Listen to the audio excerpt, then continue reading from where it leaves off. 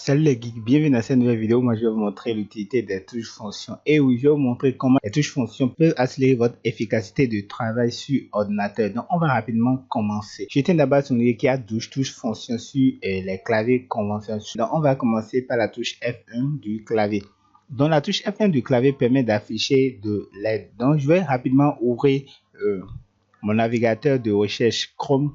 Voilà, et si je clique sur F1, vous voyez ça m'ouvre la page d'aide de Google Chrome où on nous met How can we help you, qui veut dire comment pouvons-nous vous aider. Donc vous pouvez rapidement traduire ça en français. Voilà.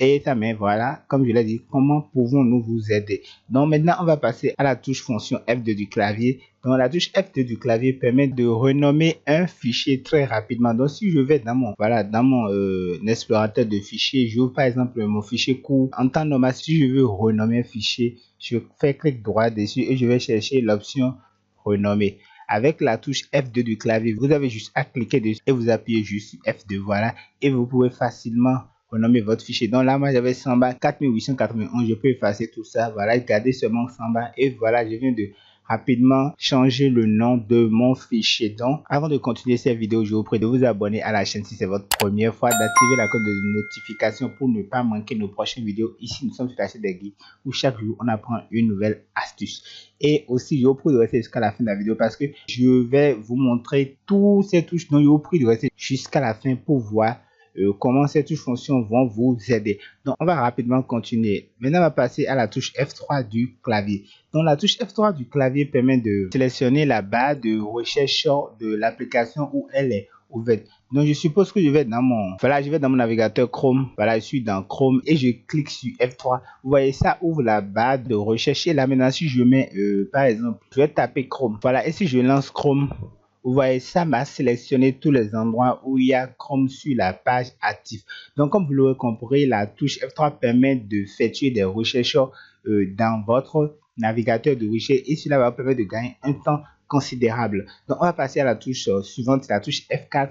Donc, la touche F4, elle est plutôt particulière parce qu'elle est souvent combinée avec Alt. Donc, si vous ne maîtrisez pas bien les raccourcis clavier, j'ai fait une vidéo dessus sur les 42 raccourcis clavier indispensables sur Windows. Je vous prie d'aller checker. La touche F4 est combinée avec Alt pour fermer l'onglet ou la page active et même elle permet d'éteindre votre ordinateur. Donc, on va rapidement faire l'expérience. Si je clique par exemple sur les trois points ici, et j'ouvre voilà une navigation privée, voilà, je suis dans une navigation privée. Si j'appuie sur Alt F4, voilà, ça vient de fermer automatiquement cela. Donc si j'aurais telle expérience, ça a fermé mon document et même éteindre mon PC. Donc on va continuer, on va passer à la touche F5 du clavier. Donc la touche F5 du clavier permet de rafraîchir la page qui est active. Donc voilà, si je fais une recherche sur les astuces, voilà, et je lance, voilà, ça charge la page. Donc lorsque vous êtes en train de travailler en ligne, vous le voyez, si vous êtes au bon niveau et vous devez rapidement rafraîchir votre ordinateur, vous appuyez juste sur la touche F5, cela va rapidement réinitialiser la page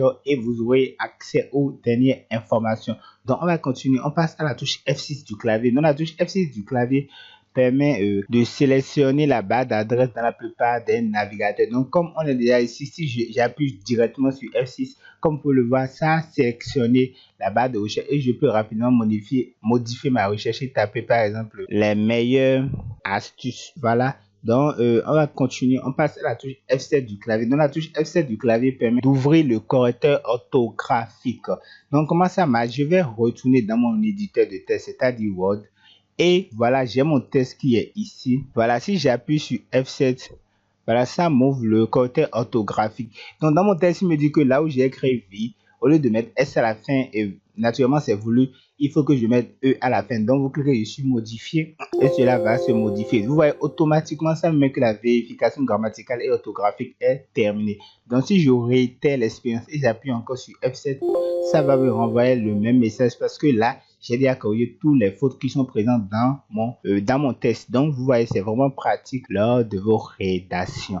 Donc, on va continuer. On passe à la touche F8 du clavier. Donc, la touche F8 du clavier, elle est un peu particulière parce qu'elle s'active au démarrage de l'ordinateur. Donc, lorsque vous démarrez votre ordinateur avec la touche F8, vous pouvez accéder au menu démarrage. On ne pourra pas faire ça. Je ne pourrai pas vous montrer ça dans cette vidéo parce que je serai obligé d'éteindre mon ordinateur. Donc, vous avez au moins compris le principe. Donc, on va passer à la touche F9 du clavier. Donc, la touche F9 du clavier permet de rafraîchir un document. À l'inverse de la touche F5 qui permet de rafraîchir le navigateur, la touche F9, quant à elle, permet de rafraîchir votre éditeur de texte. Donc, on va passer à la touche F10 du clavier. La touche F10 du clavier permet d'afficher la barre des applications. C'est-à-dire quand je suis dans mon navigateur de recherche et j'appuie sur F10, cela va me montrer ma barre d'applications et pouvoir accéder au menu de mon navigateur.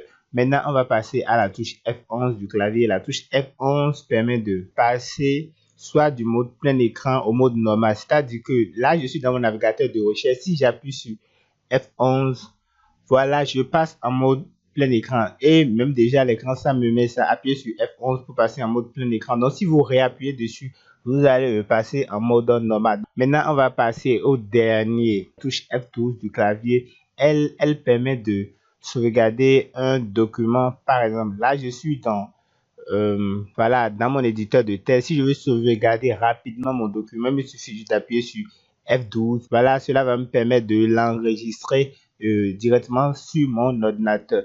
Donc, nous sommes à la fin de cette vidéo où moi je vous ai montré l'importance ou plutôt l'utilité des touches fonctions. Et ces touches vont vous aider à gagner un temps considérable lorsque vous travaillez sur votre ordinateur. Donc, si cette vidéo vous a plu, je veux bien que vous me lâchiez un gros pouce bleu. Et n'oubliez pas de me laisser des commentaires, cela fait toujours plaisir. On se dit à la prochaine pour une nouvelle astuce.